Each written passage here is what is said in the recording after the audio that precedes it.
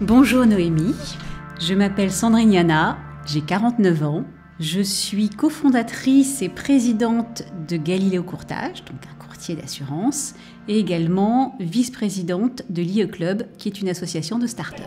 Nous avons notre grande salle de réunion et également un autre bureau voilà, qui nous permet parfois d'être un peu plus tranquille.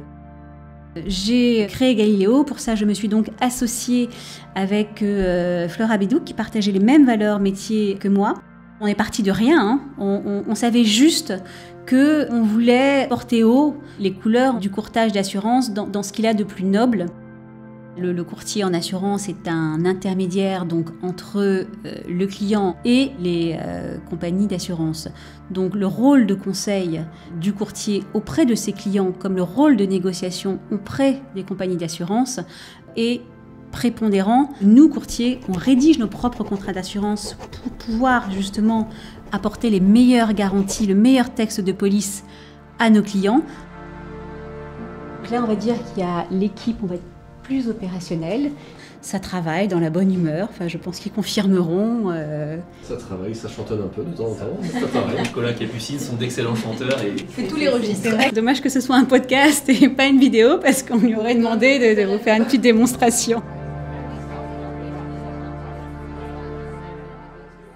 C'est un métier qui plaît aux femmes, la preuve, hein, il y a 70% de femmes dans les cabinets de courtage. Ce que je regrette beaucoup, c'est que si on est surreprésenté dans les cabinets de courtage, on l'est beaucoup moins à des postes de direction ou d'entrepreneurs, puisque finalement, il n'y a que 15% de femmes qui sont à des postes haut placés. Je me disais que si je devais aller plus haut, il fallait que je sois plus politique, que c'était peut-être pas fait pour moi non plus, ce fameux syndrome d'imposture qu'on a très souvent, on n'ose pas assez.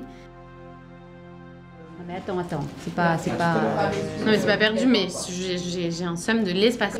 Ils sont de toute façon tenus par cette offre, déjà. Ça veut dire que ce contrat il durera qu'un an de toute façon. Après 23 ans de courtage, j'ai pas l'impression d'avoir encore tout vu, tout connu, tout vécu.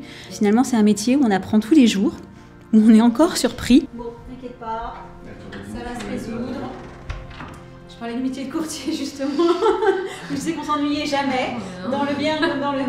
Nous, c'est quand même un métier où d'abord il y a du travail.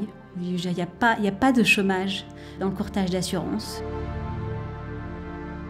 Un courtier, il va vraiment rentrer en fait presque dans l'intimité d'un client pour pouvoir analyser et cerner un risque. On va aller visiter le process de fabrication, on va devoir bien cerner son savoir-faire, son activité.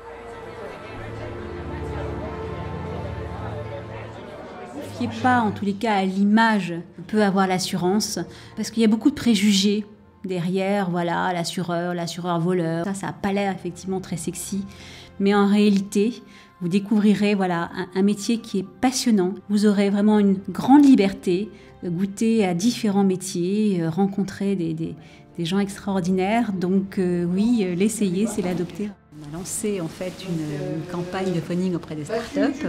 Et donc, du coup, tous les collaborateurs étaient challengés. C'est Capucine qui a gagné la bouteille de champagne. Vous l'avez pas encore mieux. Elle va se la boire, elle va se la boire. C'est ça, elle ne partage pas, Capucine. Cette pince.